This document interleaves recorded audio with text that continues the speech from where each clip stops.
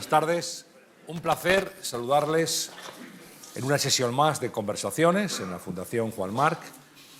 Hoy una sesión singular, sin duda. Y digo singular porque por aquí hemos entrevistado y hemos conversado con creadores, con artistas, con científicos, pero nunca lo hemos hecho con un astronauta, que no me negarán que es algo un tanto exótico también, ¿verdad?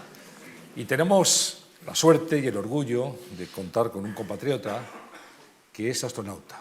Y es una persona, yo le decía hace un instante, que en su figura profesional y personal se dan dos circunstancias. Es una persona querida y es una persona admirada. Tengo el gusto de presentarles hoy en las conversaciones de la Fundación Juan March a Pedro Duque.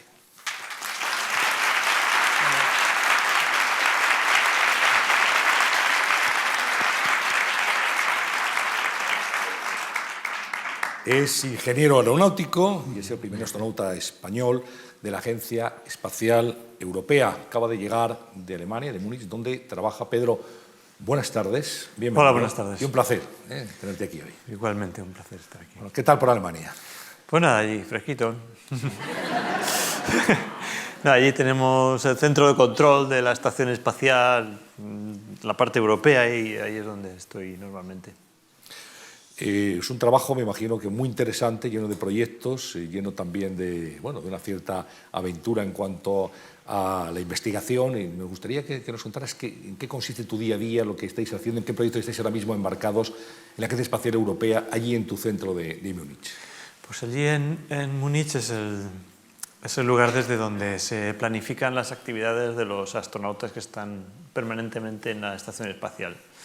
Pues allí se reciben propuestas de experimentos, de actividades que son de interés para que se realicen en la Estación Espacial Internacional, se planifican y entonces pues hay gente que está apoyando la labor de los astronautas en el sentido de decirles dónde está todo, se lo vamos a mandar este equipo que necesitan en un cohete, lo vamos a planificar, y luego allí pues hay las típicas pantallas de los centros de control donde desde tierra pues estamos viendo los parámetros de todo de todos los sistemas de la estación espacial, de manera que uno pues desde tierra pueda estar previniendo cualquier posible fallo o degradación de los sistemas y enviando también instrucciones a la estación, de manera que los astronautas también tengan, en vez de tener que hacerlo ellos, pues tengan tiempo para hacer los experimentos, etc.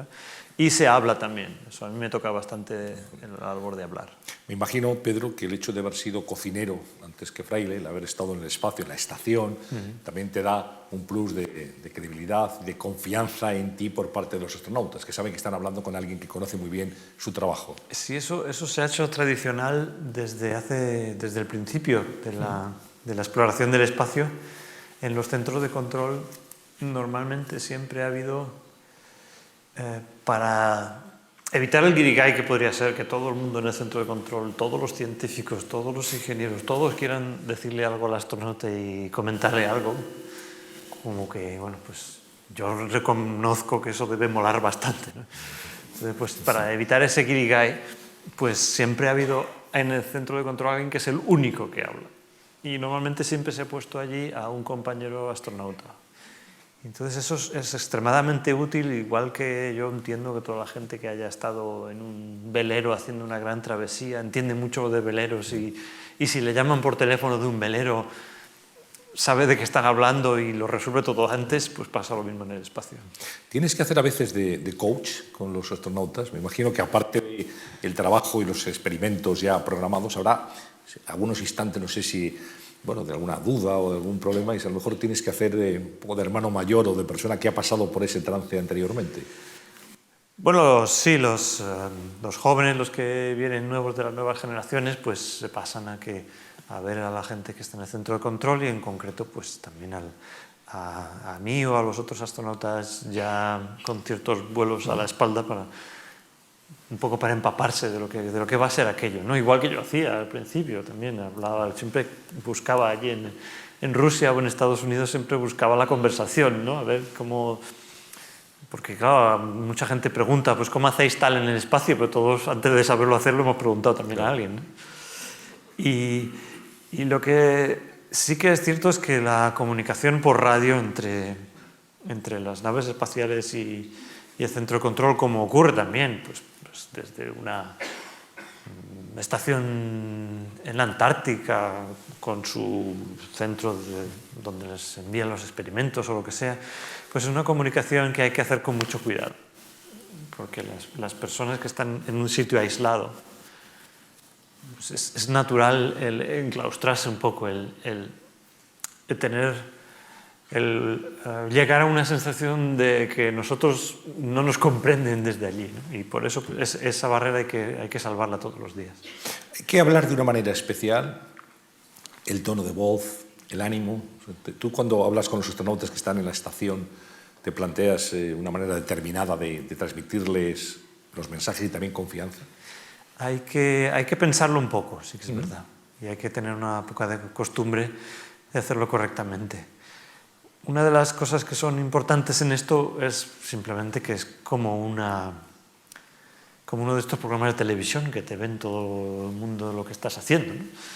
Porque las comunicaciones con la estación espacial pues pasan por la internet, se sacan ahora de manera continua. Siempre ha habido un canal de televisión en Estados Unidos donde permanentemente se pinchaban las comunicaciones. Eso es una tradición de la transparencia de Estados Unidos, ¿no? En las comunicaciones que se realizan con medios del gobierno, cosas de estas. Entonces, lo que tú digas al astronauta no es una cosa entre tú y él, sino que es una cosa entre tú y él o ella y varios miles o cientos de miles más de personas que lo están escuchando, y su respuesta igual. Entonces no puedes hablar por la tele igual que hablas en un teléfono, eso está claro. Y no puedes... Tienes que siempre hacer un esfuerzo muy grande por poner las cosas mucho más en positivo que en negativo en cualquier caso. Y más difícil todavía es hablar desde arriba. ¿Desde arriba? Porque a mí, que estoy en el centro de control, a lo mejor me escucha alguna gente, pero al astronauta le escucha todo el mundo. Y todo el mundo está ahí pendiente a ver qué es lo que dice, qué es lo que ha dicho. Ha habido un fallo, ha dicho fallo. Entonces hay que tener cuidado. ¿Sí? ¿Hay momentos de tensión, de miedo, de incertidumbre en una misión rutinaria como las que tú tienes cada día en tu jornada laboral? ¿Hay momentos delicados o todo transcurre, digamos, bueno, nosotros en tierra poco, claro, pero allí arriba sí que a veces hay, claro. La semana pasada pues tuvieron una falsa alarma, uno de los sensores que miden, de los miles y miles de sensores que miden cosas en la estación espacial, para mantenerla en funcionamiento, pues hay que permanentemente estar midiendo miles de parámetros y que todos estén bien, porque claro, el ambiente del espacio es muy hostil y la máquina tiene que funcionar en todos sus puntos, ¿no? Y entonces uno de los sensores que miden una cierta cantidad, que es la presión de no sé qué, pues dio un valor erróneo y entonces todo el mundo pensó que existe la posibilidad de que estuviera entrando gases tóxicos desde la parte de afuera de la estación adentro, y la gente, pues eso es uno de los tres grandes que llamamos, ¿no? Es fuego, que se rompa la estación y empieza a salirse el aire por lo que sea, por un micrometeorito o lo que sea, y el tercero es gases tóxicos en ese ambiente que está completamente cerrado. Entonces pues todo el mundo salió pitando de un lado para otro de la estación. ¿Cómo se evitan esos problemas de miedo o pánico o lo que sea? Pues se evitan con preparación exhaustiva, con equipos adecuados para poder afrontar cualquiera de estos fallos, con repeticiones permanentes. La reacción de las personas a las 3 o 4 cosas más importantes, incluso no es que se repitan en tierra antes de que vayas, sino que allí arriba, cada X tiempo, hacemos un simulacro, exactamente. Como hacemos en los edificios cada año, pues allí cada menos tiempo.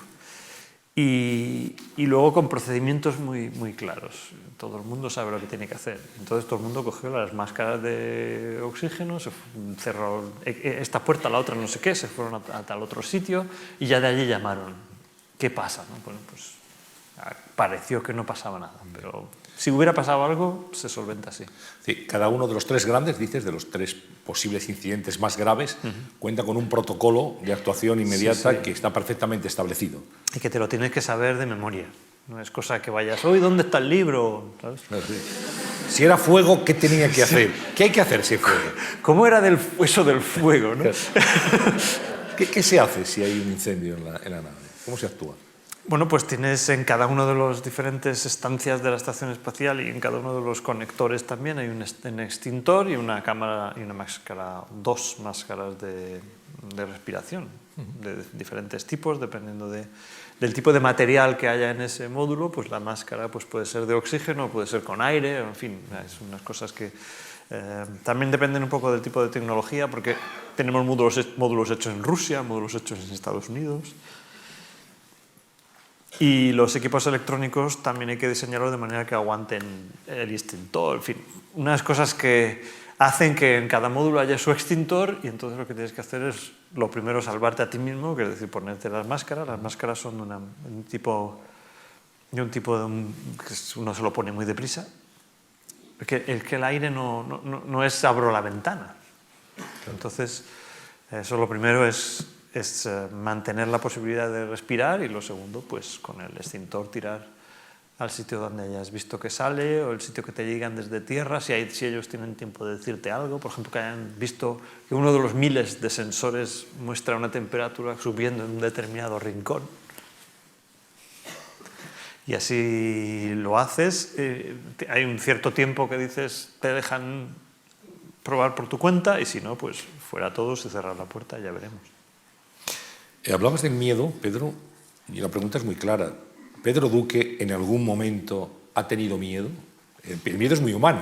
Puede ser astronauta, pero también humano. Sentir miedo. El miedo es muy, muy humano, pero también te hace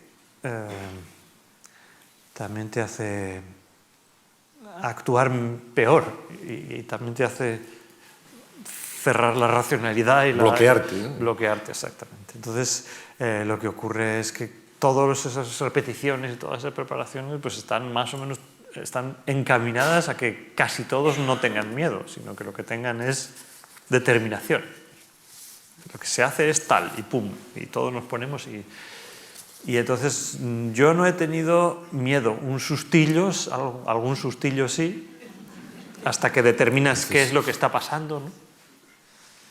Pues sobre todo en el primer vuelo, que no es una nave espacial y es una cosa grande, pero todo está fabricado con el mínimo de peso posible.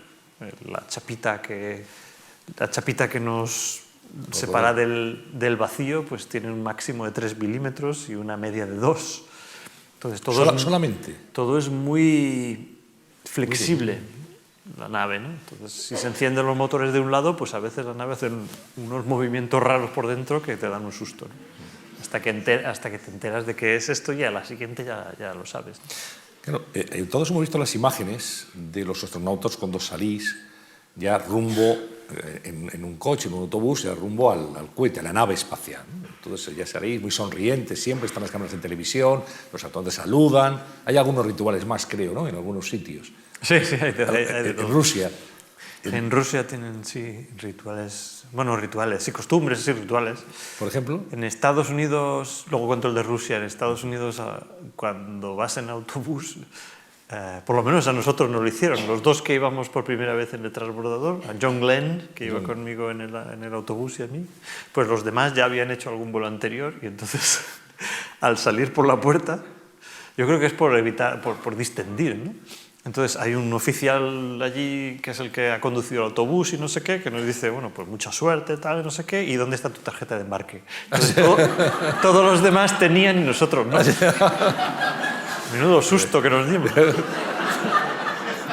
Dice, no, la mía es electrónica. El móvil allí.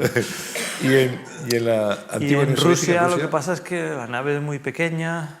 Y en Estados Unidos, cuando te montas en o sea, bajas del autobús, te montas en el ascensor te lleva para arriba, pues ahí arriba hay un cuarto de baño y todos vamos al cuarto de baño por turnos. Hay que quitarse toda aquella parafernalia un poco, pero bueno. Y en Rusia arriba no hay cuarto de baño, es todo muy pequeño. Entonces, claro, 2 horas que vas a estar así tumbado con las piernas levantadas en el cohete y tal, pues entonces todo el mundo dice, ¿y dónde se hace aquí pis? ¿No? Entonces lo dijo Gagarin, sí. Y le dijeron, pues no hay dónde hacer pis, y dice, pues para aquí mismo. Entonces para el autobús, ¿no? Para el autobús y Gagarin hizo pis allí mismo. Y los astronautas lo siguen haciendo ahora. Y los rusos son muy dados de hacer repetición, ¿no? Entonces, y tienen una superstición graciosa, ¿no? Porque son todos ingenieros y normalmente los ingenieros se espera que no sean supersticiosos, pero sí hay 4 o 5 cosas que las hacen siempre. Una curiosidad, ¿no? ¿Cómo se va al cuarto de baño en el espacio?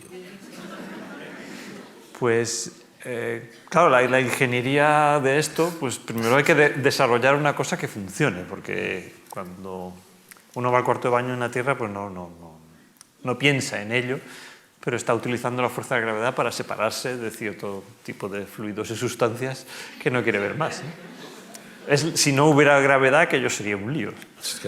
Sin duda, por eso en el espacio debe ser más complicado. En el espacio lo que se hace es se sustituye la gravedad por corrientes de aire. Entonces es como un aspirador pequeño y un aspirador gordo. Básicamente. Curioso, ¿eh? No, ustedes no han ido nunca en una nave espacial, pero él sí lo sabe. Y entonces luego tiene el problema, claro, después, entonces la mente del ingeniero, enseguida cuando le cuentas eso, dice, pero tú no puedes ser aspirador porque es muy grande aquello, ¿sabes? No puedes chupar bien. Es muy grande el agujero, ¿no? El otro bien, sí, vale, ya lo entiendo, ¿no? Sí, sí. Pero el de hacer caca no... ¿Cómo? Entonces, claro, eso también, por supuesto, se les pasó por la cabeza a los desarrolladores originales de los cuartos de baño. Entonces, independientemente, el ruso y el americano, los dos tienen un agujero nada más que así. Está todo pensado. Es que si no... Sería muy, ya es complicado de por sí. Alguien me imagino que lo habrá probado con mal resultado, con el agujero grande y pues en el pequeño. Y la experiencia es un grado en esto, naturalmente. Decías, estás 2 horas en una posición casi fetal, ¿no? En la nave. En la cápsula Soyuz es muy fetal, así como muy... Sí, pero las muy... piernas arriba y sí que la gente que tiene la flexibilidad baja, pues sí, esos 2 horas no le gustan mucho. No es que las rodillas estén pegando al pecho, pero sí que están... muy altas. No en una posición muy natural. Que es la posición necesaria para poder... La posición necesaria, ¿por qué? Pues porque la espalda tiene que estar... o sea, uno tiene que estar tumbado de manera que cuando se levante el cohete y empiece a empujar y empujar y empujar, pues uno le empuje desde la espalda. Si uno se sentara en el cohete con la cabeza para arriba, cuando el cohete empezara a empujar, empujaría toda la sangre para abajo y perdería el conocimiento. Por eso está uno tumbado.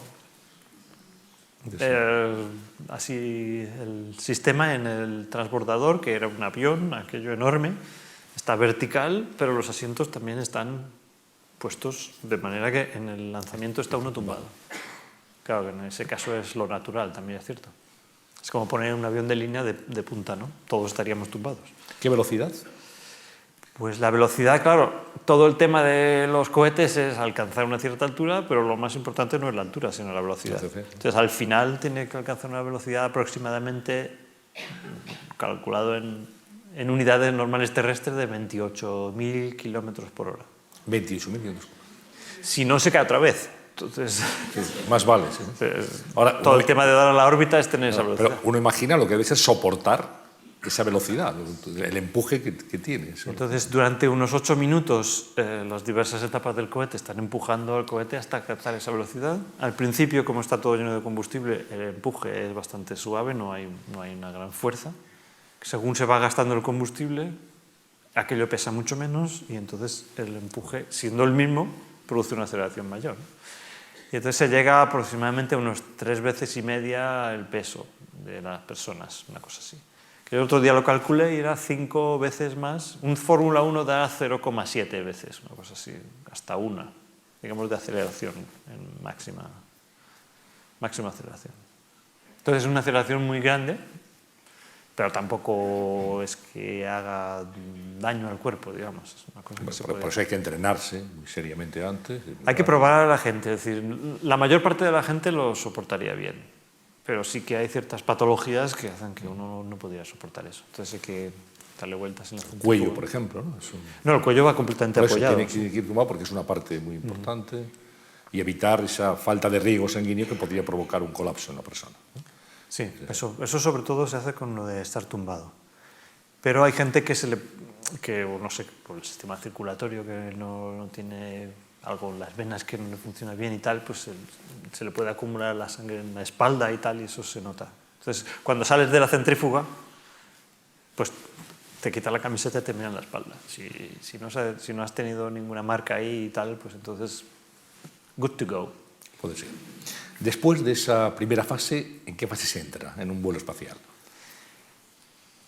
Claro, esos son 8 minutos y medio de gran revuelo, porque empuja, vibra, dependiendo del cohete. Los cohetes rusos de combustible líquido son bastante suaves. El cohete de transbordador era tenía un poco más de baqueteo al principio.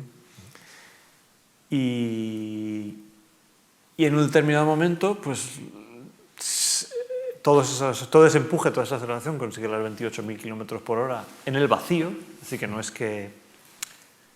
es lo mismo, no se oye el viento pasar ni nada. Entonces, esto es una cosa que es irreal realmente, no corresponde a la experiencia normal de las personas. Se le da esa velocidad y no oír ruido de viento, ¿no? Entonces, todo eso, pues un poco ya te acostumbras y tal, y entonces en un determinado momento los sensores o lo que sea detectan que la velocidad es la correcta, se apagan los cohetes. Y entonces en ese momento pasas a tener exactamente la misma sensación si te estuvieras cayendo. Y así todo el rato. Muy agradable, ¿no? Por lo que cuentas. Pues te estuvieras cayendo. Sí, no, esto cualquiera que sepa un poco de física, el estar en órbita y estarse cayendo. O sea, por ejemplo, si cogieras un ascensor y hubiese un motor muy potente que estuviera tirando el ascensor cada vez más deprisa a una velocidad tremenda hasta arriba y de repente cortar la cuerda, pues la misma sensación. Entonces eso es un momento que también da susto. Por naturaleza tiene que dar susto. De hecho, la naturaleza nos ha dotado de unas reacciones automáticas que nos crean un susto cuando notamos eso. Porque, claro, tú vas de rama en rama allí cuando eres el mono, ¿no? Y si se te suelta una mano, esto no es una cosa que te puedas empezar a pensar. Esto tiene que ser automático. ¿Tiene que ver con el vértigo, esto que tú estás contando ahora? Eso viene después, digamos. Lo primero es el susto. Primero el susto. De susto y luego muerte. No, quiero decir que uno tiene que haber simulado este tema en algún momento. Entonces, para eso tenemos un cierto avión que hace una cierta trayectoria que también te da el mismo susto y tal. Entonces, pues, ya más o menos lo has visto. Y luego, pues, claro, luego se produce, este momento de susto puede producir un poco de estrés en las personas y entonces se puede producir mareo. No por el susto, pero añadido sobre todo el hecho de no saber dónde está arriba y abajo. Hay gente que esa desorientación le produce mareo físico como en un barco parecido. Es bastante común, de hecho. O sea, los astronautas se marean también. Más o menos se dice que la mitad sufren algo de mareo. Y hay gente que sufre bastante. Normalmente por la radio no hablamos de esas cosas, como hemos dicho antes, claro. Porque si no, todo el mundo estaría allí, 100.000 personas riéndose del pobre hombre que se ha mareado. No, pues, aquí es que hemos venido a contar la verdad. Sí. Lo vamos a desmitificar, pero la verdad, también se marean los astronautas. No, estas estadísticas no las estoy desvelando. Creo que hay alguna medicación, alguna inyección que se pone en los astronautas para evitar justamente eso, hay, o mitigarlo. La misma pastillas que toma la gente cuando va en el barco, pues en forma de inyección de esas rápidas, de esas que van ya, tienen la aguja y todo. Es un tubito que tiene ya la aguja y todo. Es una cosa que no se ha inventado para los astronautas, sino más bien para inyectar a la gente una cosa rápida para salvarle la vida. Entonces, pues, haces así y te lo pones, ya está. Y entonces ya digamos que es más asumible la situación. Y eso, a ver, yo no lo he visto poner nunca, pero dicen que sí, que se pasa bastante el mareo, aunque, claro, eso da... Las cosas que quitan el mareo dan toda modorra, ya se sabe. Y luego la sensación de ingravidez durante muchos días. Sí, esa sensación de caerse, cuando uno, digamos, asume que no es una caída hacia un golpe, sino que es una caída, digamos, alrededor de la Tierra y no hay ningún problema en realidad, pues esa sensación de caída se convierte en la sensación de ingravidez. Cuando uno se tira en paracaídas, por ejemplo, pues esa misma sensación de caída la tienes solamente los primeros, yo qué sé, 5 o 6 segundos. Después ya caes contra un colchón de aire que ya te va frenando y esa ya no es la misma sensación. Solo los primeros segundos es parecido a lo del espacio. Y te caes y ya te caes tranquilo, ya te caes bien, te caes con estilo, como decía Buzz Lightyear. Y ya vas volando por dentro de la nave espacial, ya vas aprendiendo estas cosas de desplazarse en un entorno completamente hostil al humano, ¿no? Sí, luego veremos imágenes tuyas volando por la nave espacial, estilo Superman, y se da la sensación de que lo estás disfrutando. De que estás... No, eso es una sensación... Es como un juego. Extraordinariamente agradable. O sea, todo el mundo... todo el mundo que le pasa al principio esto de tener un poco de mareo, pues se le va pasando. Algunos la primera noche tienen que medicarse. Tampoco tanta gente, ¿no? O sea, como el 10%, pongamos, ¿no? Pero a las 48 horas todo el mundo está bien y alegre y se puede desplazar perfectamente por ahí y trabajar.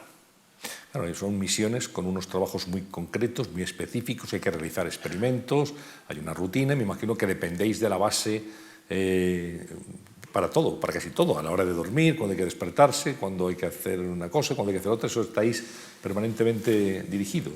Cuando los vuelos son de pocos días, sí que todo está extremadamente reglado. Se trata de empaquetar la mayor cantidad de experimentos y actividades útiles, pues porque los cohetes no son baratos, entonces hay que utilizar todo el tiempo del astronauta, está arreglado y medido, y solamente te dejan descansar lo que el médico obliga.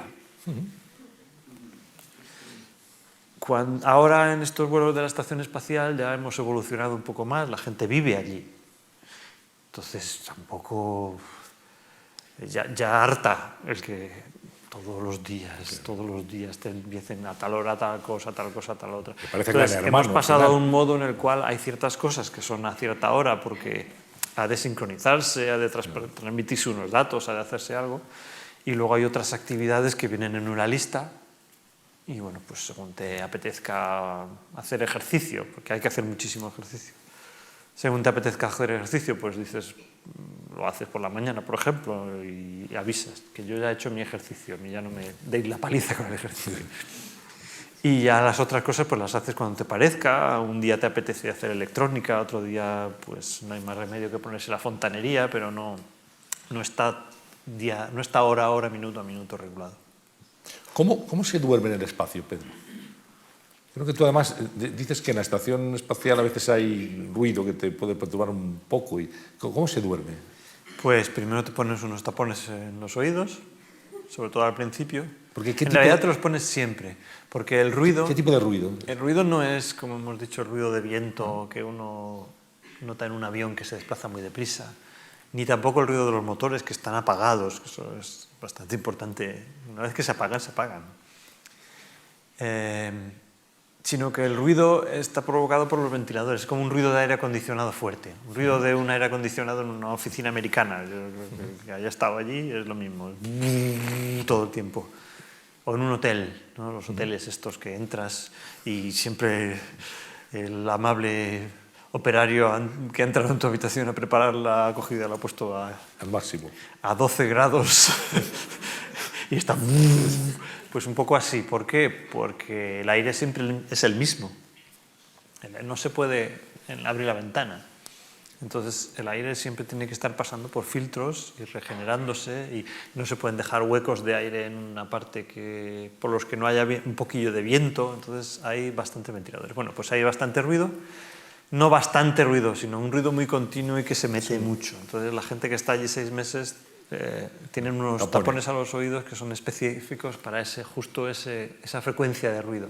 Yo qué sé, 4.000 hercios o lo que sea, ¿no? El ruido que hacen los ventiladores, pues te pones el tapón. Y luego, pues, esa misma necesidad de que haya viento por todos lados, pues hace que duermas con un poquito de viento siempre. Entonces, el médico ruso recomienda llevarse un gorro de lana. Sí. Luego hay otros... En realidad lo que haces es te pones dentro de un saco de dormir. Puede estar dentro de una cabina... ¿Pero tú, horizontal? ¿Cómo puedes? ¿Cómo puedes? Flotando. No lo dejas flotando porque entonces ese mismo viento te amarras, acabaría yo que sé dónde. Entonces tienes 6 ganchos, normalmente pues 4 ganchos en los extremos y 2 en el medio, para enganchar el saco de dormir. Y bueno, hay sacos de dormir que también tienen como una capuchita así, para que no tengas que coger un gorro y tal. Nunca hace frío ni calor, claro, allí hace la temperatura que uno pone en el medidor, ¿no? Entonces esto... y luego, ¿qué más iba a decir? Bueno, y luego, por supuesto, estás flotando dentro del saco. Entonces, ni siquiera estás apoyado en el saco. El saco tiene unos orificios para sacar los brazos, si quieres. Que hay gente que le gusta más sacarse dormir con los brazos fuera. Y bueno, pues eso, aquí lo tengo, todas las fotos que siempre muestro en las presentaciones de compañeros durmiendo, pues así es. Y luego estás flotando dentro del saco, es decir, no estás en una cama ni te pesa la manta. Entonces, hay gente que tiene manías para dormir. De hecho, no hay nadie que no tenga manías para dormir, porque el dormir es algo... Muy personal. Es un momento que tú tienes que desconectar, y para desconectar normalmente necesitas un algo. O tumbarte del lado derecho, o del lado izquierdo, o boca arriba, o lo que sea, cada uno una cosa, ¿no? Y allí flotando, pues es una cosa que no se puede hacer. Prácticamente nada de lo que has hecho toda la vida. Para dormir, ¿no? Entonces, pues, o tienes que estar muy cansado y dormir muy bien y ya está, y te acostumbras, o, bueno, pues hay gente que necesita la almohada. En los vuelos largos no hay problema, la gente se acostumbra y duermen perfectamente, vamos, no hay sitio mejor para dormir que en una nave espacial, porque nada te aprieta, nada, absolutamente nada. Dices, me voy a echar una siesta aquí, y ya está, te relajas todos los músculos. Y ya está. Qué facilidad. No hay problema, ¿no? Te enganchas algo, un pie a algún lado para que no te lleve el... Pero en el saco de dormir, pues bueno, está mejor, más regulado y así la gente pues tiene su sitio de dormir. Pero en los vuelos cortos hay veces que la gente, pues para que, como el trabajo es muy intenso, pues tenemos que intentar que duerman el primer día y el segundo también. Que no podemos esperar a que se acostumbren. Entonces, los sacos de dormir de los vuelos cortos pues tienen una serie de cinchas para que la gente simule su manía. Entonces, hay una cincha aquí para que te pegue la almohada. Y te puedes poner de lado si quieres. Entonces, Con la cincha. Con la cincha, con un velcro y tal. Y otra aquí para el que necesita que le pese la manta. Eso ya cada uno. Y al final te harás a todo, me imagino, ¿no? Al final, después de tiempo, sobre todo las misiones largas, la gente, como dices, se hace a todo, ya se acostumbra. Pero es que lo que pasa es que lo que creo que hay que destacar es que es todo muy cómodo. Si te haces algo... No lo parece, Pedro, según lo cuentas, lo de la cincha, el velcro y tal, no lo parece, pero seguro que lo es. Ya, pero lo de la cincha es para el primer día que estás allí un poco con tensión nerviosa, que el primer día te han machacado a trabajo, que no sé qué, que estás allí un poco mareado, pues tienes esos elementos para intentar simular la Tierra hasta que te acostumbres, ¿no? Pero en realidad, pues estar en el espacio el problema de estar en el espacio es que es demasiado cómodo. Y entonces se adaptan los músculos y los huesos a estar en el espacio y cuando vuelves se te rompen. Claro. Por eso hay que hacer ejercicio, como tú dices, para tener masa muscular y para no perder. Entonces, la gente hace ejercicio, está regulado 1 hora y media, 2 horas todos los días. Que si correr, que si... Pesas no, pero muelles. Y todo eso pues es importantísimo. El problema del espacio es que es demasiado cómodo. Y luego la jornada, como dices, hay muchísimas cosas que hacer, sobre todo en los vuelos cortos está muy regulado y son jornadas largas y bastante extenuantes en muchas ocasiones, ¿no?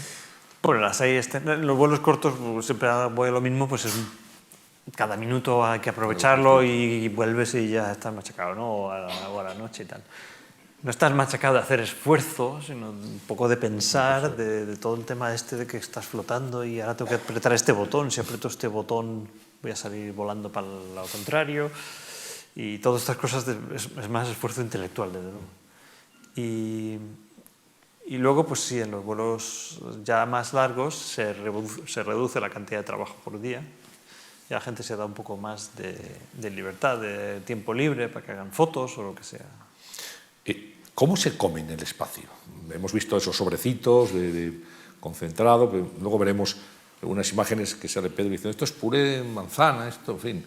Muy apetitoso no parece, la verdad, luego lo verán ustedes. Pero bueno, también hay que acostumbrarse a comer de otra manera en el espacio. Sí, lo que es la gastronomía, pues un poco como un velero de una travesía del Pacífico, ¿no? Sí. No vas a ponerte, pues ahora me voy a hacer aquí unas fabas con orejas. ¿No? Pues no hay material, ni se puede ir al mercado, ni nada, de todo es latas y cosas deshidratadas, pues igual en la estación espacial. Hay que echarle agua en ese momento, reconstituirla. Entonces, hay latas de las cuales se puede comer directamente. Eso es más el método como lo hacían los rusos y lo siguen haciendo. Luego hay diversos tipos de comidas hechas en cocina normal, pero luego deshidratadas, es decir, que se han hecho un pegote compacto y hay que echarle agua por un determinado canutillo. Esas también existen. También existen las raciones de los comandos americanos, que esos son otros que tampoco se ponen a hacer lentejas en medio de Afganistán. Entonces tienen que llevar comida, y las comidas están en unos sobres y están bastante bien conseguidas y bueno, pues también las mandan al espacio. ¿Qué tipo de comida, por ejemplo, que puede ser, que forma parte del menú de un astronauta?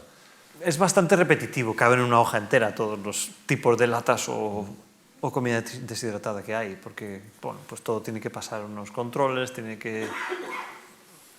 hasta que desde que uno coge un estofado de carne con patatas y llega al espacio, pues pasan allí unos meses de ver cómo lo hacemos y cómo lo esterilizamos para que dure muchísimo tiempo. Las latas también, cómo lo hacemos. Las latas tienen que ser mucho más gordas porque si baja la presión de la nave no puede empezar a estallar y a pegarle a la gente en la cara.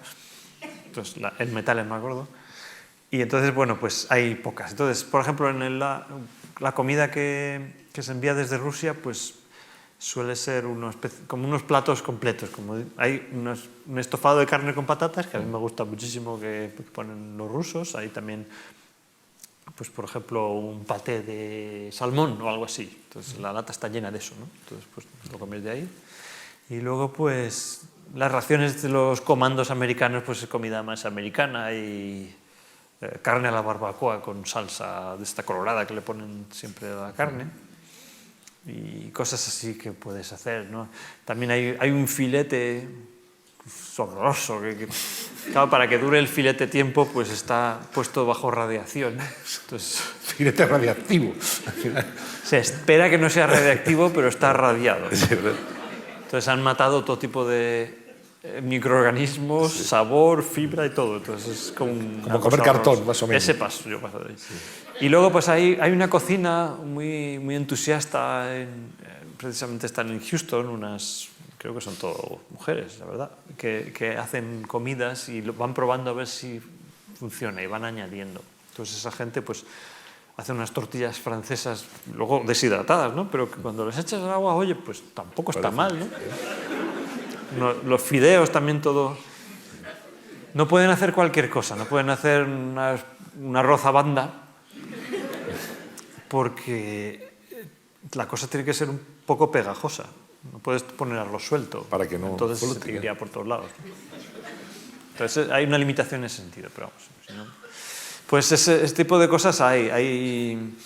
Uno de los platos es de tradición tener uno que pica mucho, porque como en el espacio cuando estás en ingravidez, pues se sube bastante, lo que son los fluidos del cuerpo se van más hacia la cabeza y menos hacia los pies, porque el cuerpo está acostumbrado a estar de pie. Imagino que a un perro no le pasaría esto, pero a nosotros nos pasa eso.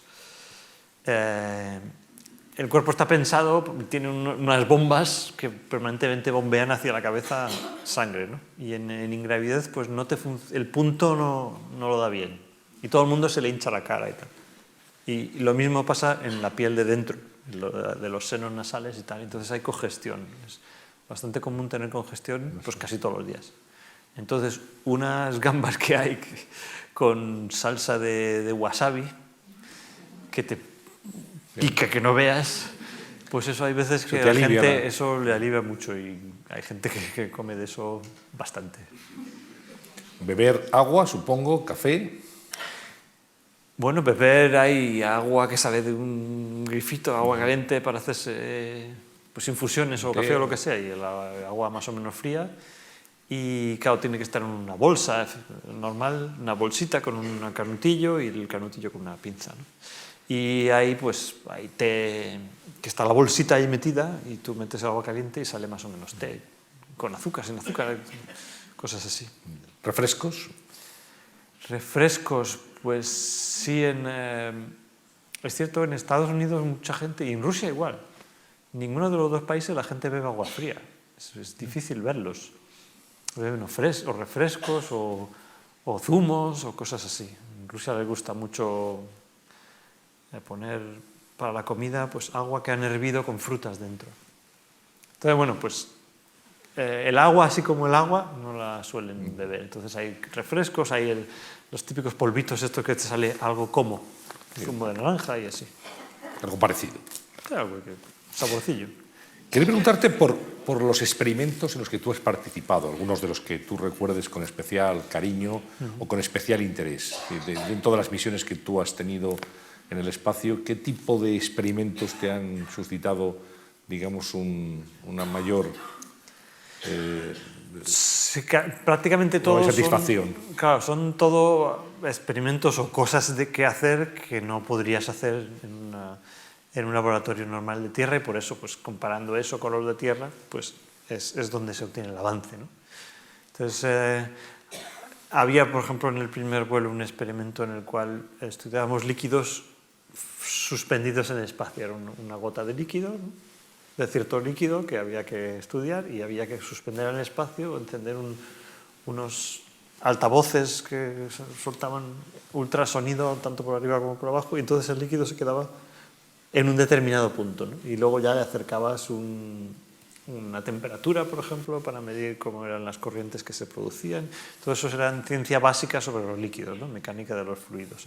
Y era bonito de ver, ¿no? Y era curioso de ver que eso, por fin, ¿no?, todo el tiempo intentando hacerlo en tierra, en las preparaciones era imposible, y pues allí salía enseguida, ¿no? Se hacen cosas de biología. Los que menos nos gustan son los que hay que sacarse la sangre o hay que infundirse líquidos para estudiar el cuerpo humano, cosas de esas, pues a los que no somos de medicina pues nos dan más impresión, la verdad. Pero hay que hacerlos igual, porque uno está allí y es el enfermero, pero también es el paciente del otro, ¿no? Y luego te cambias y a la vez pues también eres fontanero, electricista, todo, claro. Teníamos experimentos con seres vivos a veces. Yo tenía unos con unas moscas del vinagre, que son un modelo que utilizan mucho los biólogos, una determinada especie que tiene una determinada genética, que así lo estudian igual en tierra que en el espacio. Entonces, bueno, pues de ahí se sacaron bastantes conclusiones sobre la expresión de genes relacionados con los detectores de gravedad de las propias moscas, ¿no? Y luego hicimos unos que provenían de mi universidad, de los cátedras de mecánica, etcétera, que no eran unos experimentos que estuvieras avanzando la ciencia, sino que lo que hacíamos eran unos vídeos de fenómenos físicos básicos, pero que nunca los había visto nadie porque solo se pueden producir en ingravidez, ¿no? Por ejemplo, hacer girar un cuerpo sólido al que no sea completamente regular, pues en el espacio, digamos, si no está tocando a nada, y lo dicen las ecuaciones, y no lo preguntan en el examen, pero nadie lo ha visto, ¿no? Entonces tiene que dar vueltas en un cierto sentido, que tú le das la primera vuelta, ¿no?, y al cabo de un tiempo rota y da vueltas alrededor de otro, pum, rota y da vueltas alrededor de otro, ¿no? Y es un fenómeno que no había hecho nadie un vídeo nunca. Es un mundo sin duda muy, muy curioso, y realmente en el espacio se han realizado experiencias que luego se han aplicado en la vida en la Tierra. Bueno, prácticamente todo, ¿no? Todos los experimentos son parte de una línea de experimentos en los cuales pues, se van descubriendo, se va haciendo mayor precisión sobre los experimentos que se pueden hacer en tierra por causa de tener la ingravidez como herramienta, ¿no? Otros experimentos que hacemos son los que estudian, por ejemplo, el sistema respiratorio. Ahora están haciendo uno más avanzado incluso en la estación, le preguntas a los médicos, le preguntas, ¿y por qué haces esto en el espacio? Y dicen, pues porque es que los pulmones, nosotros estudiamos los pulmones, claro, cada pulmón está hecho de millones y millones de alveolos, que llaman, es decir, digamos que globitos, ¿no?, donde está el aire. Y nos cuesta mucho llegar a una precisión del estudio de los pulmones porque como estamos de pie o estamos tumbados, estamos en la gravedad, pues cada alveolo tiene una presión distinta. Sin embargo, en el espacio hacemos el mismo experimento con el astronauta, todos los alveolos están a la misma presión, nos sale la cuenta, nos sale la ecuación y de ahí sacamos ideas ya para otra serie de experimentos en Tierra y volvemos a hacer otro en el espacio. Hablabas antes de la medicina. No sé en qué consiste un botiquín de primeros auxilios en una nave espacial. ¿Qué lleváis? ¿Qué tipo de medicación para prevenir desde un corte, no sé cómo se trata, una hemorragia o una jaqueca fuerte o un problema hasta un posible infarto? Hay una bolsa que es con lo de uso más urgente, habitual, ¿no? ¿Sí? Que es, pues, a ver qué puede pasarte en la nave espacial. Una de las cosas que han pasado, yo no lo he visto, por suerte, pero sí que me han contado que eso ocurre, que es que tú vuelas alegremente por allí, pero claro, cada 10 metros pasas por un círculo de 80 centímetros que es de aluminio. Entonces hay unos coscorrones a veces. Entonces ha habido gente que ha habido que coserle la cabeza allí arriba. Porque claro, te haces una brecha, como vayas mal, ¿no? No suele pasar, por lo visto pasa más con los que van de turistas, pero bueno. Normalmente vas con cuidado y tal y te sueles dar con los talones. Al final te hace un poco de daño, pero no te hace brecha, ¿no? Pero eso existe, ¿no? Que pueda pasar eso, bastante común. Eso es, digamos que es accidente ocupacional del espacio. Otro accidente ocupacional del espacio es que vaya por ahí volando un tornillo y tú sin darte cuenta, ¡clac!, te lo trague. Entonces ahí en esa misma bolsa hay un tubo de estos que utilizan los médicos para liberar las vías respiratorias. Nos enseñan todos que hay que meterlo al revés y darle la vuelta. Para abrirle la tráquea si le ha pasado algo a alguien, ¿no? Porque como todo va flotando por ahí, pues también puede pasar, ¿no? Y luego hay un aparato también que es de primeros auxilios, que son unas gafas de las de nadar en piscina, que tienen un tubito de un ojo al otro, y luego otro tubito que va al grifo y otro tubito que va al aseo, a tirar el agua, ¿no? Entonces, como todo va flotando por ahí, pues te pueden entrar cosas en el ojo más de lo normal, mucho más de lo normal. Es bastante, para limpiar los ojos. Podría ser más con. Entonces le echas el grifo por un lado, se limpia y sale por otro. Tampoco puedes ir al lavabo y hacer con mucha agua así, ¿no? El agua flota. ¿Qué es lo que haces normalmente en tu casa si te entra una cosa que te hace mucho daño en el ojo? ¿Y para lavaros en el espacio? ¿Cómo es una ducha, una ablución, un agua mañanera en el espacio? Pues se hizo una ducha... ¿Una ducha invertida o cómo es? Había una ducha en la Estación Espacial Mir y otra había en el Skylab también. Porque todo el mundo dijo, bueno, pues aquí tiene que haber una ducha, porque vamos a estar aquí 6 meses. Sin ducharte, ¿no? Pero no hubo manera de que funcionara bien. Entonces la del Skylab era como una especie de cortina de plástico que cerraba herméticamente un trozo de la nave y por ahí pues había un chorro que salía el agua y la gente se duchaba. Y en la Estación Mir era de chapa, ¿no? Era una cosa de chapa. Y bueno, ducharse uno se puede duchar. Lo malo es que hacer luego con el agua. Entonces el agua no va a caer al caño, sino que se va a quedar haciendo una capa sucia además. Bueno, sucia, sí, usada. Entonces, se va a quedar haciendo una capa por todas las superficies, o sea, el agua se pega a todos lados. Entonces, en vez de caer por el caño, luego, después de ducharte, yo he estado con compañeros rusos que me han dicho que es que se duchaban y ya está, muy bien, y luego tenían que coger un montón de toallas, secar todo aquello, porque si no, claro, se te va a hacer moho al cabo de los días, ¿no? Entonces todo hay que secarlo más o menos inmediatamente. Y dice, al final de todo ese trabajo de secar, estaba sudando como un pollo, tenía que volver. Así que al final no hay ducha. En la estación espacial no hay ninguna ducha Pero como me enseñaron a mí los astronautas rusos, esto es muy fácil porque te duchas, te lavas con toallas mojadas, tienes una toalla que le echas jabón y agua y otra que solo le pones agua, pero el truco está en que en una toalla en el espacio puedes echarle un montón de agua, que se queda toda pegada allí. Entonces, no hay ninguna sensación de falta de higiene, la higiene es más que suficiente, pero es como un poco, te sientes un poco, pues, que es como un poco primitivo aquello, pero es la manera como uno se ducha en el espacio. Tú tienes, Pedro, una inmensa suerte, y es el haber conocido, seguramente es una visión muy completa que no tienen otros compañeros tuyos, haber conocido el programa espacial norteamericano, has trabajado con ellos, y el ruso también. Es decir, realmente puedes seguramente comparar y extraer, ya has citado en algunas ocasiones cómo se come en un programa espacial, como en otro, qué costumbres, qué usos, qué modos, qué maneras, pero ¿cuáles son, digamos, las características diferenciales esenciales entre el modo y manera de actuar de los norteamericanos y de los rusos? Pues durante los años que yo he estado trabajando en esto, sí que al principio se veían diferencias muy grandes en muchísimos sitios, porque los vuelos espaciales que hacían eran muy diferentes.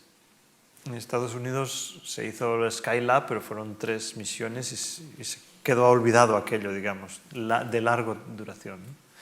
Y durante un par de décadas, pues todo el sistema de volar al espacio, todo el sistema de preparar a las personas y todo el sistema de hacer las instrucciones y todo esto, pues estaba encaminado a misiones muy cortas, muy intensas.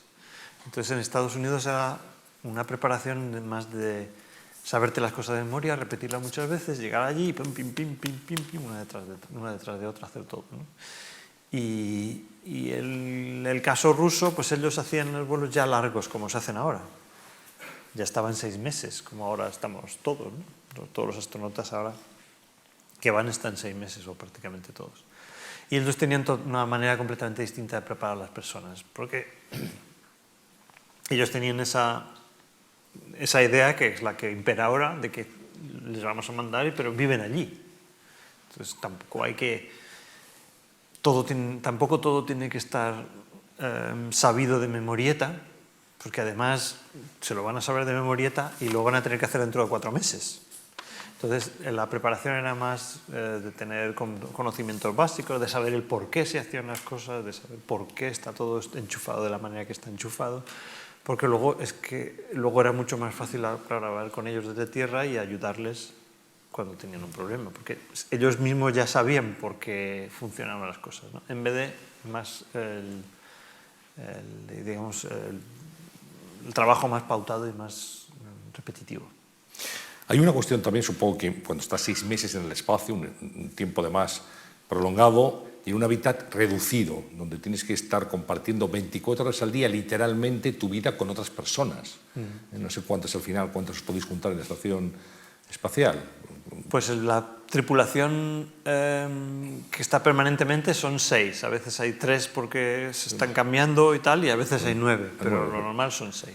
Y no sé si la convivencia, que es otra experiencia, otro experimento curioso también, la convivencia durante tanto tiempo, no es que veas a alguien y digas buenas noches, y uno se va a una habitación y otro a otra, y otro se va a hacer fútbol y luego vuelve, ¿no? Estáis permanentemente juntos. Eso, ¿hay roces, hay algún tipo de... ¿Os entrenan para que la convivencia sea lo más agradable y lo menos problemática posible? Es un asunto difícil, ciertamente. Y vuelvo a hacer la analogía con un barco, ¿no? En el barco siempre hay quien no se lleva bien uno con otro, ¿no? Y siempre hay alguien que tiene que templar gaitas y todo esto. En la estación espacial, claro, la gente está muy... Hay la opción de escogerlos mucho. Es decir, que cuando tú estás seleccionando astronautas, pues tienes el privilegio de que puedes dejar 999 y coger uno solo, de 1000, ¿no? Y por lo tanto, pues puedes tomar parte, puedes hacer que la habilidad de convivir y todo eso pues sea también un criterio de selección.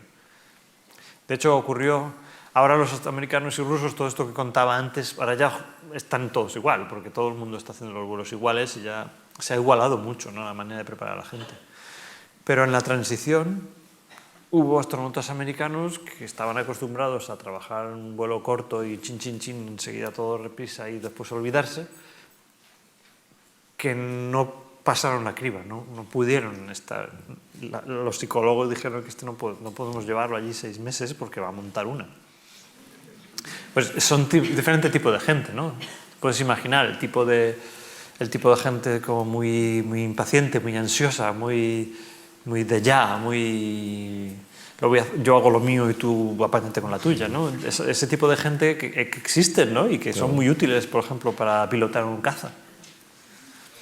Pues a lo mejor en la estación espacial no es tan bueno. Porque tenéis que pasar una criba médica, una criba técnica, una criba psicológica también. Es decir, que hay muchos filtros antes de embarcarte en una nave espacial. Sí, en principio, claro, la criba más fuerte es la que pasas al principio de todo para entrar en el grupo de astronautas, ¿no? Allí hay que hacerlo lo mejor posible, porque luego también es muy difícil.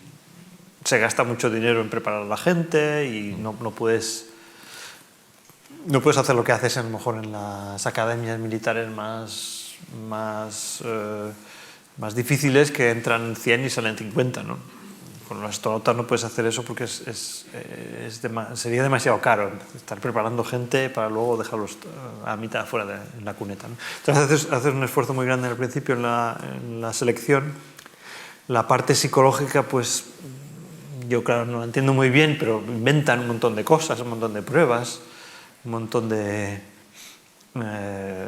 experiencias que hacen pasar a la gente para que se vea cómo son y tal.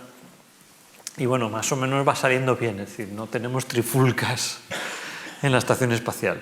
Hubo, en las estaciones espaciales rusas hubo alguna trifulca que otra, y de allí pues sacaron ciertas técnicas, ¿no? para emparejar a la gente. Y eso por la parte psicológica, pero bueno, lo más importante al principio es hacer pruebas, hacer una criba médica para que uno tenga cierta seguridad de que la persona no le va a dar una enfermedad en el espacio, que eso es un problema bastante importante, ¿no? Hay un botiquín, como también preguntabas antes, una pared entera llena de pues como cajoncitos y tal, de los cuales puedes sacar medicinas. Es difícil que allí haya justamente una persona que se conozca las medicinas, así que las medicinas tienen números. Tómate 3 pastillas de la 327. Y que sea lo que Dios quiera.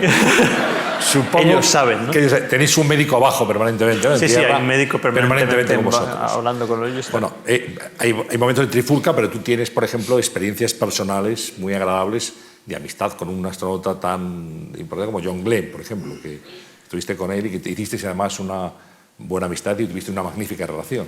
Sí, John Glenn, la verdad es que es una persona ahora no me acuerdo si tiene 93, 94 años, pero allí está, hace un año o así, le vi haciendo el saque de honor del béisbol o no sé qué en Estados Unidos, una cosa tremenda. Y es alguien que verdaderamente con el cual se puede convivir, una persona que lleva muy bien la enorme fama que tiene los Estados Unidos, porque John Glenn, si va a un teatro, pues no hay teatro grande no hay teatro lo bastante grande como para albergar a la cantidad de personas que quisieran escucharle a él. Es un héroe nacional. Un héroe tremendo, ¿no? Entonces, bueno, pues experiencias muy agradables. También en el primer vuelo, pues había la única mujer era una japonesa, una científica médica japonesa, y siempre estábamos ayudándonos el uno al otro porque éramos los que hacíamos más los experimentos, y cada vez que nos vemos en cualquier otro sitio, pues ella me llama hermano pequeño, yo la llamo hermano mayor, cosas que durante todos esos años años no, con la misma gente uno está meses de preparación todos juntos, ¿no? Y luego en el espacio pues es una experiencia muy intensa y puede ir a lo bien o a lo mal, ¿no? Entonces suele ir a lo bien, uno suele intentar ayudar a los otros y todo eso se acuerda uno, claro. ¿Tú de pequeño, Pedro, soñaste alguna vez con ser astronauta? Muchos niños han dicho, yo de mayor me gustaría ser astronauta. ¿Tú soñabas con esa posibilidad? Sí, yo eso sí que lo he contado alguna vez, claro. Yo vi el alunizaje con 6 años, eso es una edad en la cual uno se impresiona mucho por las cosas, ¿no? Y también hablábamos antes de la televisión, ahora de la cantidad de cadenas y de que los chavales solo ven la televisión por el internet. Antes solo teníamos una cadena. Y el UHF. No había todavía. Y entonces todos lo vimos, absolutamente todos, porque, en fin, para lo que pasaba por ahí, el aterrizaje en la Luna, había guerras, había Vietnam, había cosas, lo único bueno que se podía ver en la televisión era eso. Entonces sí, desde luego en ese día todos quisimos, en España, en todo el mundo, miles, seguramente, bueno, por lo menos cientos de millones de niños quisieron ser ese día astronautas. Bueno, tú eres madrileño del 63, ¿dónde estudiaste? ¿En qué colegio estudiaste? Estudié en el colegio Blasco Vilatela de San Blas, que está en la calle García Noblejas, y después otro colegio también bastante cerca, que se llamaba Aula Nueva, y después Santa María, que son los juntos y tal, que está por la zona Arturo Soria, y después estudié Ingeniería Aeronáutica, pues también en Madrid. Lo que tenemos los de Madrid, que no nos hemos movido de casa de nuestros padres para estudiar y nos falta eso. Los de colegio mayor tienen más vida. Y luego llegaste a la ESA. Y de allí, pues, de la Escuela Propia de Ingenieros Aeronáuticos, pues entré a trabajar de becario en un laboratorio y ese mismo laboratorio se convirtió después... Es decir, el profesor de ese laboratorio creó una empresa y nos mandó a trabajar a diversos sitios y a mí me tocó ir a la ESA en Alemania. Y un día hay un programa para reclutar astronautas y Pedro Duque se presenta. Tú no sé si en ese momento lo pensaste mucho, ¿qué te dijeron tus padres? Si yo me voy a presentar para ser astronauta, decíamos antes que es un poco exótico, no es habitual, ¿no? Pero te presentas, supongo que sería difícil, una decisión muy meditada, te embarcas en el programa y consigues ser astronauta. No tan meditada. Es decir, uno siempre lo ha vivido desde pequeño y hubo 20 años, que eso en España era imposible o impensable, y luego... Bueno, pues sí, vimos que llegábamos allá a Alemania y íbamos con un poco de aprensión, ¿no? Vamos a trabajar con los alemanes, con los ingleses, y veíamos que sabíamos igual o más. Y eso fue un despertar, ¿no? Que se produjo en los años 80, que los científicos y los ingenieros españoles íbamos a los sitios y no teníamos que avergonzarnos de nada. Y a partir de entonces, pues todos dijimos, oye, pues lo mismo astronauta y por qué no y tal, y hablábamos de esas cosas y entonces, pues sí, salió el anuncio en el periódico y alguien me lo trajo y 6.000 personas o yo qué sé cuántos, pues nos apuntamos, porque además es que estas cosas, tú ya sabes que no es una cosa que digas, no, a la próxima. Es o una o ninguna. Entonces, y además sabes, bueno, esto, a saber. Entonces la gente pues se apuntaba por si acaso, oye, que a todo el mundo le llamaba la atención y se apuntaron, pues muchos compañeros míos de la empresa se apuntaron también. ¿Cuántos pasasteis la criba de los 6.000? Entonces, digo 6.000, creo que es más o menos, y al final cogieron a 6. Pasamos primero por una selección nacional, los españoles, pues yo qué sé qué seríamos, a lo mejor 600, 500, de los que ya estaban admitidos por currículum, digamos. O sea, presentarse a saber cuánta gente se presentó. Y hicimos la selección nacional, salieron 5 españoles, que entonces España mandó a la ESA y allí pues hicimos otra nueva selección y por H o por B, por encaje, pues salimos 6 en un cierto encaje que hicieron. Que encaje me refiero por nacionalidades, por especialidades, por edades, cosas de esas, y bueno, pues tiene una cierta componente de suerte, yo desde luego siempre lo he reconocido. Queremos ahora invitar a esta conversación a algunas personas que te conocen, que han trabajado contigo, por ejemplo Miguel Belló, que tú conoces muy bien, ha sido compañero, persona muy próxima a ti, y ha querido estar aquí para plantearte 2 preguntas. Pedro, buenas tardes.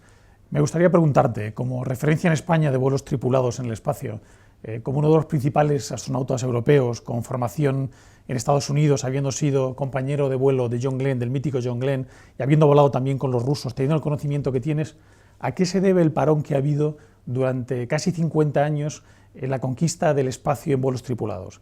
Desde que el presidente Kennedy en el 62 diera su famoso discurso en la Universidad de Rice, de que hemos elegido la Luna no porque sea fácil, sino porque es difícil, y antes de acabar esta década tendremos un hombre en la Luna y lo traeremos sano y salvo, y lo hicimos, ¿cómo puede ser que casi 50 años después, que hemos desarrollado los ordenadores que entonces no había, que tenemos más tecnología y mejores métodos, que todos los campos de la ciencia y la tecnología han avanzado, cómo puede ser que en vuelos tripulados no hayamos tenido un hito tan importante como este? Quisiera saber cuál es tu diagnóstico de por qué estamos en esta situación. Y la siguiente pregunta va muy ligada, es decir, ¿qué podemos hacer para cambiar esto? ¿Cómo podemos hacer que recuperemos el impulso que tuvimos en los 60 para conquistar el espacio? ¿Cómo podemos recuperar la ilusión por volver? El ser humano lleva en su ADN la conquista y la exploración de su entorno. El hombre primitivo salió de África para conquistar todos los entornos, desde el Polo Norte hasta las selvas. Hace 500 años esto era la conquista de los océanos, de Portugal y de España y de América, y ahora es la epopeya del espacio. O sea, ¿cómo crees tú que podemos hacer para recuperar esa ilusión y para volver otra vez al espacio? ¿Hace falta otro presidente visionario como Kennedy? ¿Cuál es tu opinión aquí? Y la tercera pregunta es una pregunta personal. Cuando una persona sale de su entorno y ve todo con otra perspectiva, cambia la percepción que tiene. Nosotros hemos compartido años en Alemania, hemos trabajado juntos y desde allí hemos visto España con otra perspectiva, ¿no? A mí en particular me cambió bastante la percepción. Ejemplos muy tontos, los localismos, los regionalismos, hasta los nacionalismos pierden trascendencia cuando pasas años en otra cultura. ¿Pasa lo mismo cuando sales de la Tierra, cuando vas al espacio? ¿Ha cambiado tu percepción de la vida en la Tierra? ¿Ha cambiado tu percepción de las relaciones de las personas? ¿Qué nos puedes decir de tu experiencia personal? Muchas gracias. Bueno, 3 preguntas. Sí que la gente se pregunta mucho, desde luego, de por qué se llegó a la Luna en el año 69 y luego pues una serie de vuelos repetidos hasta el 73 o así creo que fue, y después pues no. Pues lo primero y básico es que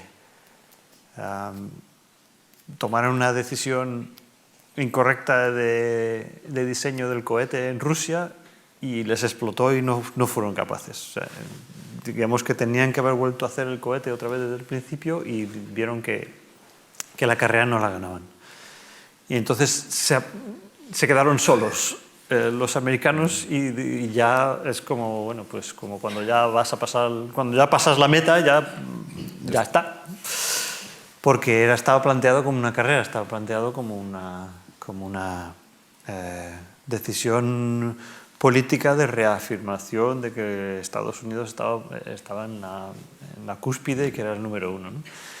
Y una vez que se demostró, pues vieron que el presupuesto de la NASA pues lo bajaron a la 5ª parte y pusieron todo el dinero en el Vietnam. Y contra eso, ¿qué vamos a hacer? 2 misiones que estaban preparadas para salir, pues quedaron... El cohete aún está allí. Están uno en cada museo. Son cohetes de verdad, con sus motores de verdad, pero no hubo dinero para hacer las misiones. Y entonces, pues, después de eso, entonces tomaron pues, una serie de decisiones. Los rusos decidieron que entonces iban a ganar la siguiente.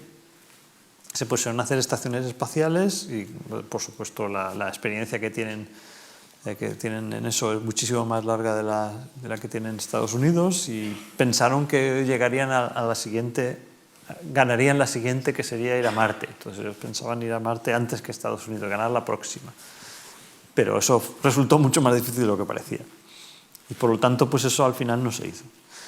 Y nada más, es decir, que es una cuestión de presupuesto y de impulso, es decir, que ¿qué podemos hacer para cambiar esto? Pues hace falta verdaderamente alguien que decida que tenemos que esto es importante y no solo, digamos, ir al tran y seguir haciendo experimentos en la estación espacial, sino que hay que poner gran cantidad de recursos en el siguiente avance. Y ya está, no es más que eso. O sea, trabajaban 400.000 personas en el programa Apolo y todos recibían su sueldo. El presupuesto era bastante grande, por supuesto. Y se hizo unos avances enormes y se inventó el ordenador pequeño para ir a la Luna. Inventaron cantidad de cosas de metalurgia para hacer los cohetes.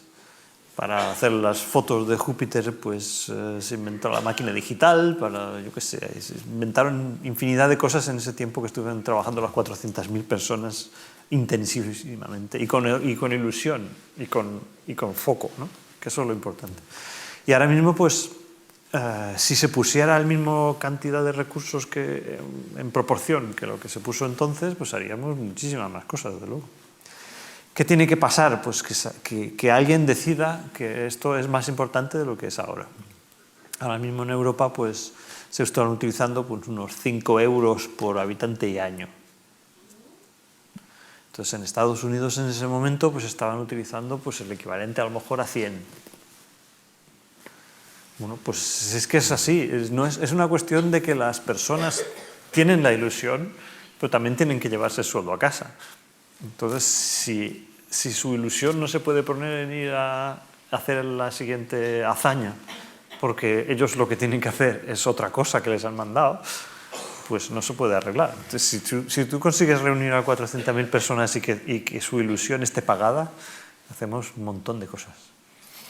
Te preguntaba también, Miguel Belló, por la visión de la Tierra desde el espacio. No sé, también te invitaría a que nos dijeras cómo es un paseo espacial. Cuando ya abandonas la nave, te pones la escafandra y sales, y bueno, me imagino que será un momento también. Sí, preguntaba a Miguel que si cambia la percepción, y luego hablamos si quieres del paseo espacial, que yo lo sé solo de oídas, desgraciadamente. Pero está claro que él decía Unamuno, ¿no? El nacionalismo se cura viajando. Y nosotros hemos viajado mucho por necesidad. Y yo creo que es así como a nosotros nos ha cambiado la percepción, de ver gente muy entusiasta, muy inteligente, muy dedicada, y muchas sociedades distintas. Hemos intensamente trabajado en Estados Unidos y los conocemos muy bien, lo mismo en Rusia, un poco también en Japón, gente muy experimentada. Los científicos de mayor experiencia nos han venido en persona a explicar cómo teníamos que hacer sus experimentos y los hemos conocido. Todo eso es lo que cambia a las personas. Unos cuantos días en el espacio, pues tampoco tanto. Yo creo, ¿eh? Lo que también es otra cosa que te cambia mucho es cuando empiezas a estar en el ojo público. Entonces eso cambia mucho, porque uno está trabajando, está entrenando, está no sé qué, pasa la nave espacial, vuelves y ¡pum!, todas las cámaras. Entonces eso cambia mucho también a la persona, y hay que tener hay que bajar a la Tierra más o menos todos los días para que no te cambie en mala dirección. Y luego lo del paseo espacial, lo más importante de todo es la sensación esta de caerse que hemos dicho, ¿no? Es decir, que ya te acostumbras y no hay ningún problema, y estás allí meses cayéndote tranquilamente, y cayéndote para acá, cayéndote para allá. Pero lo que sí que me cuentan, y yo esto solamente he hecho la preparación, no he salido afuera. Eso todavía hay categorías dentro de los astronautas europeos, y unos hacen unas cosas y otros otras. Pero lo que sí que me cuentan es que, y yo lo encuentro como lógico, ¿no? Imagínate, tú estás cayéndote todo el tiempo, tal, te pones a la escafandra, tú abres aquí, cierras, abres, tal, no sé qué, haces todo el tema, abres allí y te das cuenta que estás a 400 kilómetros de altura y te tienes que tirar por esa. Entonces te vuelve la sensación de caerte. Y la gente se agarra muy fuerte, muy fuerte. Y ya sabemos desde los centros de control que no hay que meter prisa a la gente en los primer cuarto de hora o así. Hay veces que hay que dejarles un poquito de tiempo hasta que vuelve, digamos, sobre todo la primera vez, claro. No, debe ser una experiencia, sin duda, ¿no? Bueno, el paseo espacial, por supuesto, una experiencia en sí, uno de los cúlmenes o el culmen, ¿no?, de las actividades de los astronautas, y luego la visión del universo y de la Tierra. Eso sí que es completamente distinta, porque la gente no se da cuenta que nosotros estamos dentro de la nave espacial y vemos hacia afuera, hay unas ventanas, pero son unas ventanas gordas así, que tienen otra ventana por si acaso así de gorda también, porque hay mucho micrometeorito por ahí con muy mala leche. Y entonces, pues, es una ventana, tampoco es una visión especialmente clara, ¿no? Sin embargo, la escafandra es un solo cristal que ves a todos lados, entonces estás como inmerso en el espacio, ¿no? Vamos a escuchar las preguntas de Ana Laverón, también una mujer que es catedrática, que conoce muy bien el espacio, que ha estudiado mucho el mundo aeronáutico, que quiere hacer también algunas reflexiones. Hola Pedro, ¿qué tal? Quería hacerte un par de preguntas, unas más concretas y otras un poco más abstractas sobre el futuro de la exploración espacial, a ver cómo crees tú que va a ir avanzando. Desde que a principios del siglo XX, Konstantin Tsiolkovsky dijo cuáles iban a ser los pasos que iba a dar la humanidad para la conquista del espacio, ya se puede decir que hemos cumplido 9 de los 10 primeros pasos que anticipó, y los siguientes que nos quedarían por cubrir serían la creación de invernaderos en órbita de la Tierra, y a partir de ahí el siguiente ya sería la colonización del cinturón de asteroides y los viajes a través del sistema solar. ¿Qué opinas de esas predicciones? ¿Crees que se van a cumplir? ¿En qué plazo crees que será posible que se hagan? Y si crees que el problema va a ser fundamentalmente tecnológico o político.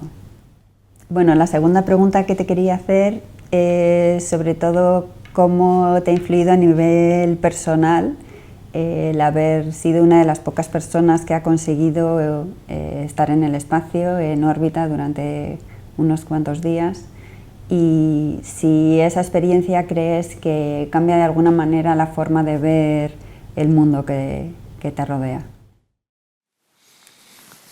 Esta segunda se parece un poco, ¿verdad? ¿No? Y vuelvo a decir que yo creo que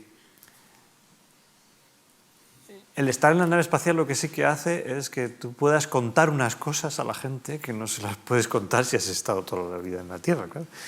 Y esas cosas que puedes contar, eres capaz de hacer imágenes gráficas, por lo que lo has visto desde ahí arriba, que todo el mundo puede imaginarse, pero si tú se lo cuentas, da un valor añadido que a la gente, digamos, que le entra mejor. Eso sí que es verdad. Y si yo les digo, yo vi que la Tierra, pues el borde, el grosor de la capa de atmósfera es extremadamente delgada, no es como la piel de una naranja, sino que es mucho menos que la de una manzana, y que es todo el aire que tenemos, y que vamos a tener que eso a la gente le entra más que verlo en la foto, ¿no?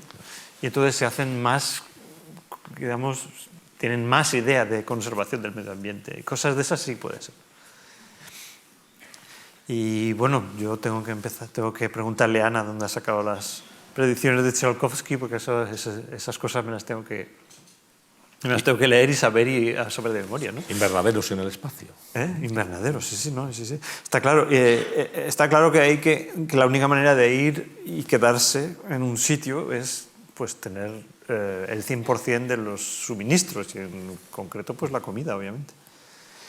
Hay un proyecto de la Agencia Europea del Espacio que lleva muchos años un poco a ralentí, que está en la Universidad de Barcelona, que se llama MELISA, que es un proyecto en el cual no es un invernadero en sí, pero sí que son botes con unas algas específicas que después, con otras algas específicas, pues pueden crear el ciclo completo de la fotosíntesis, la filtración de los residuos, etc., y podemos hacer un ciclo completo. Y luego hay otro alga de la cual se puede hacer comida.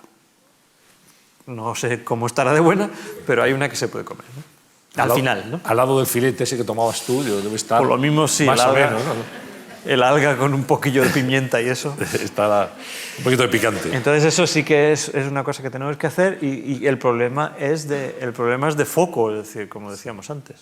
Es decir, el problema es que alguien tiene que focalizar los esfuerzos de la sociedad para allá. Y te preguntaba ahora también cómo llevas, bueno, es una pregunta parecida, pero ¿tú cómo lo llevas personalmente? Eres el único astronauta español, podemos mirar aquí, dice, ¿alguien ha ido al espacio? No, Pedro Duque. Me imagino que la gente diría, usted es del espacio, usted es astronauta, te conocerá la gente. Cosas ¿no? de esas, sí. Te dicen cosas de este tipo, me imagino, ¿no? Sí. ¿Cómo era?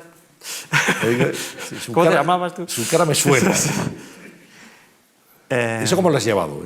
Bueno, al principio muy mal, claro, porque uno no está preparado para eso y uno tiene un carácter a lo mejor pues no necesariamente expansivo en el sentido de expansivo a miles, expansivo a cientos de miles, ¿no? Entonces, eso hay poca gente que se reúne así de multitudes y le sale de natural. Y luego pues la televisión, claro, hay gente que es muy natural, se pone delante de la televisión y tú lo ves que está metiendo la pata tremendamente, pero le da igual y está todo muy tranquilo y muy contento, ¿no? Pero claro, cuando tú estás hablando de lo tuyo, pues en la televisión es tenso, porque no puedes cometer graves errores porque luego te vas a recriminar, ¿no? Es decir, es algo técnico, es mucho más difícil hablarlo en televisión que nada más que jijija, ¿no? Y todo eso pues es difícil de hacer y cuesta y hay que adaptarse y bueno, pues ahora ya lo llevo mejor, pero sí que pues prefiero estar en un sitio donde más o menos me conozca todo el mundo y que donde toda la gente me trate como otra persona normal y yo estoy pues en una sociedad en la que no soy un bicho raro, eso prefiero así. Bueno, decíamos antes, al comienzo de la conversación, que íbamos a ver cómo te entrenabas, algún fragmento del entrenamiento de Pedro Duque para abordar sus misiones espaciales. Me gustaría que nos comentaras tú las imágenes que vamos a ver. Aquí estoy haciendo un poquito de ejercicio, pero tampoco mucho. Y esto es dentro de la centrífuga de Rusia. Es la centrífuga más grande que hay en el mundo que se pueda meter un humano. Tiene como 20 metros el palo de la centrífuga. Esta es otra, esta es otra más pequeña de 7,5. Pero esos son los preparaciones que uno hace para saber que va a aguantar bien la fuerza del cohete y también para prepararse a ver qué hay que hacer y cómo hay que respirar cuando uno está con esas fuerzas, ¿no? Y luego pues este por ejemplo es de realidad virtual, es que va toda pastilla esto. Ese era muy interesante, que era uno de realidad virtual que utilizamos en caso de que estando afuera de la nave pues te sueltes del cable, pues hay unos cohetillos y tienes que aprender a manejarlos. La misión Cervantes del año 2003. Esta es la del año 2003, se ve por ahí cómo cae el oxígeno líquido hecho vapor. Estas son las preparaciones que haces en un simulador que funciona igual, pero esto ya es la nave de verdad, claro. Entonces, en este momento el cohete tiene poca fuerza, pero después al cabo de un rato pues hace lo de las 4 fuerzas de la gravedad. Este es el amerizaje, que debe ser también una experiencia, ¿no? Amerizaje en toda la estepa. Sí. O sea, es un golpe fuerte. Ahí se cae en medio del campo. El amerizaje era los americanos. Son americanos, sí. Y siguen teniendo esa tecnología y la nueva cápsula también está pensada para ir al agua. Pero los rusos, pues por una cuestión geográfica, claro, su mar está a lo mejor a 3 grados. No es plan tampoco de mandar. ¿Cómo es aterrizar, a pesar de todo el paracaídas? ¿Cómo es? Pues todo es una montaña rusa bastante inquietante normalmente. Para la primera vez, desde luego, es una montaña rusa inquietante porque la cápsula pues, se está moviendo con sus 28.000 km/h. Y lo que hacemos es utilizamos un motor para hacer que baje, motor para frenarla un poco. Ya, como hemos dicho antes, si no alcanzas los 28.000 km/h te caes. Bueno, pues bajamos un poquito la velocidad y se cae. Entonces se cae y empieza a tocar la atmósfera del aire. Y todo eso hace que se caliente el aire hace la resistencia del aire normal, que haría cualquier cosa que va muy deprisa por el aire. Pero claro, esas velocidades son bestiales, son 25 veces la velocidad del sonido. Entonces se calienta el aire mucho y hay mucha fuerza, hay mucho baqueteo, se nota que estás bajo unas fuerzas muy tremendas. De hecho, el aire se calienta delante de la cápsula, el aire que uno va empujando, pues se calienta a más de 1000 grados, 1100, 1200 grados, al rojo vivo, y se ven las chispas de rojo vivo de los... el plasma supercaliente que pasa por al lado de las ventanas. Entonces luego se calma aquello un poco cuando ya se ha frenado bastante y empiezan a salir pues primero un paracaídas pequeño que te da un empujón fuerte, ese tira de un paracaídas otro poco más grande que te da otro empujón. Todo esto está acompañado de un montón de movimiento que no le sienta nada bien a las personas que llevan 6 meses en el espacio. Esas Yes. fuerzas grandes que no llevan 6 meses sin experimentar, esos giros, todo el sistema este del equilibrio que ha estado tan tranquilito allí arriba, de repente un mareo tremendo es bastante común. Sí. Y luego lo que es el aterrizaje en sí, se despliega ya el paracaídas ya grande, enorme, y ya bajas pues, con una velocidad bastante reducida, pero claro, es metal contra suelo duro, suelo de la estepa. O hielo, porque en invierno también se aterriza. Entonces ahí, al final, lo veremos en todos los vídeos, se produce boom, una explosión así gorda, pero eso no es el golpe, sino que es que tiene 6 cohetes que se encienden en la base de la cápsula, que hacen un colchón de aire, y cuando ya vences ese colchón de aire es cuando cae. Entonces, si es un golpe, aparte el viento en la estepa, tiene que estar en un sitio muy llano para que no caigas en un desfiladero o te empiezas ahí a dar unos coscorrones allí tremendos. Entonces tiene que ser un sitio muy, muy, muy llano, porque claro, lo que tienen los sitios muy llanos es que hay viento.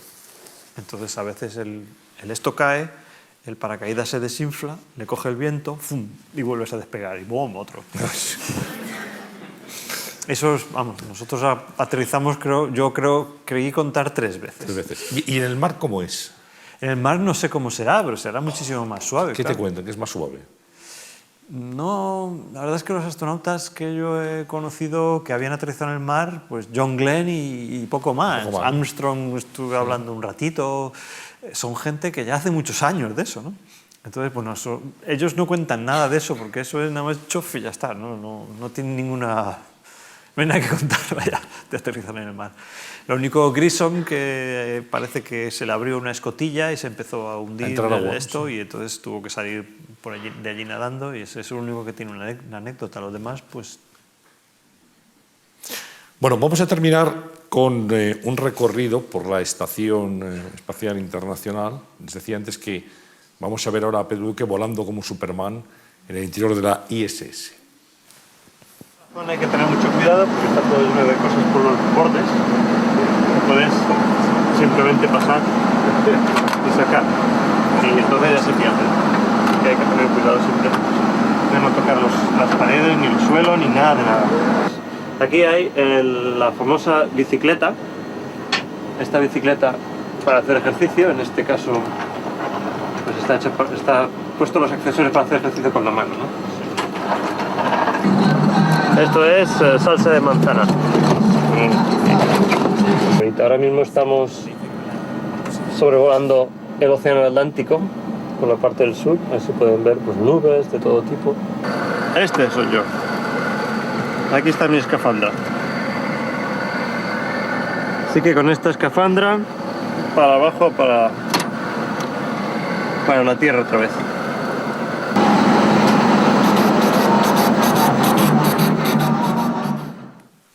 Parece que es un momento agradable, casi como en la piscina, ¿verdad? Sí. Bueno, eso es todo. Eso simplemente solo lo filmamos una vez, pero eso es como se va de un sitio a otro. Así permanentemente, como nadando. Bueno, no necesariamente así, por eso era para el vídeo más que nada. Pero así sí. Sí. Con mucho cuidado decías para no darte golpes en los paredes. Sí, mucho cuidado con la cabeza. Sí. ¿Qué te dicen tus hijos, Pedro? Tienes 3 hijos. Sí. ¿Qué te dicen? Pues es que ya hace muchos años... ¿Alguno sigue tus pasos de ingeniero náutico? ¿Les gusta el mundo del espacio? Pues de momento no. Tengo un hijo que ha estudiado más idiomas, una que está empezando Derecho y el tercero pues está todavía en el colegio.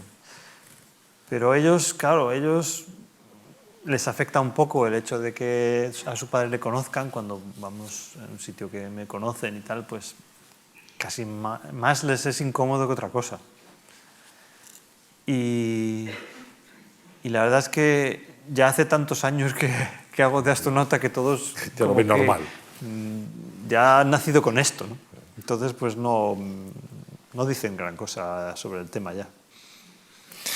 Bueno, para poner el punto final a esta conversación, te pedimos, como a todos los invitados, que nos dejes 3 propuestas, si eres tan amable, 3 propuestas que a tu juicio servirían, si se llevan a la práctica, para mejorar esta sociedad. ¿Qué habría que hacer? Y yo te invito a que nos las formules. Pues yo creo que la sociedad necesita mucho estímulo a la juventud. Y yo creo que se va a necesitar gente con muchos conocimientos, pero con muchas ideas y con mucha iniciativa. Y entonces yo creo que una de las cosas más importantes es que todos los niños y todas las niñas reciban la educación más completa posible, es decir, cuidar la educación pública general de todos los niños. Eso creo que es importantísimo porque uno ve que los genios surgen más o menos de forma aleatoria y desde luego hay muchas más familias de clase media y clase media baja que gente que se puede pagar la educación. Entonces, si no damos la posibilidad de que todos los niños y todas las niñas tengan la educación de más alta calidad posible, pues nos quedaremos sin los genios, casi seguro. La segunda propuesta. Y bueno, pues quizá relacionado con lo anterior, hay que alimentar el entusiasmo de todos estos niños para que la sociedad se haga cada vez mejor. Entonces todos tenemos que darles algo positivo. Es decir, tenemos que darles la impresión de que van a ser capaces ellos de cambiar las cosas y que van a ser capaces de dedicarle a esas cosas que les apasionan y después de ahí vamos a sacar los avances y las mejoras. Yo creo que por eso pues tenemos que poner mucho énfasis en que haya muchos proyectos ilusionantes. Yo, claro, yo hablo desde el punto de vista de lo que yo conozco, ¿no? La ciencia, la tecnología. Yo entiendo que se necesitan mucho desarrollo en ese sentido. Y por eso creo que es muy importante que aumentemos mucho la importancia de los desarrollos de ciencia y tecnología en la manera como distribuimos los recursos de la sociedad, para que todos esos niños que tendrán la buena educación luego tengan un sitio donde puedan aplicarla y ya se les ocurrirá a ellos también cómo crear empresas y crear riqueza de todo eso y para que nos puedan devolver todo ese dinero que hemos puesto en su formación. Yo creo que eso es importante. Y luego, pues, que cuidemos el planeta, porque no está muy claro cómo vamos a ir y quizás son pocos los años que tenemos para tomar ciertas decisiones. Entonces hay que cuidar el planeta mucho, hay que hacer pues todos los esfuerzos posibles por entender y después paliar el problema del global que estamos creando casi seguro, sin prácticamente ninguna duda, los humanos con la manera de utilizar la energía, ¿no? El cambio climático, todas estas cosas. Y por otro lado también tenemos que tener también la mente puesta en lo que otra cosa que sería cuidar el planeta, que también tenemos que ponernos a ello, que sería uno de los proyectos ilusionantes e importantes, por supuesto, será viajar a Marte, llevar astronautas, llevar nueva exploración. Pero otro también, que es de mucho menos dinero, tendría que ser buscar y desarrollar la tecnología de desviar todos los asteroides que andan por allí en el sistema solar, que estamos un poco con el bolo colgando, como se dice, que no sabemos dónde están y a lo mejor un día nos da un susto tremendo. Pues son las tres propuestas de Pedro Francisco Duque, de Pedro Duque, nuestro invitado hoy en Conversaciones en la Fundación Juan March. Hemos pasado un rato muy agradable, hemos aprendido cosas que no sabíamos, cosas curiosas, cosas más pintorescas, cosas más serias del mundo del espacio. Es un placer haberte tenido aquí, Pedro. Muchísimas gracias. Igualmente, encantado. Te seguirán diciendo, usted es el del espacio, usted es el astronauta. Bueno, pues puedes decir con orgullo que eres astronauta, que eres español, y nosotros te despedimos con un fuerte aplauso. Muchas gracias.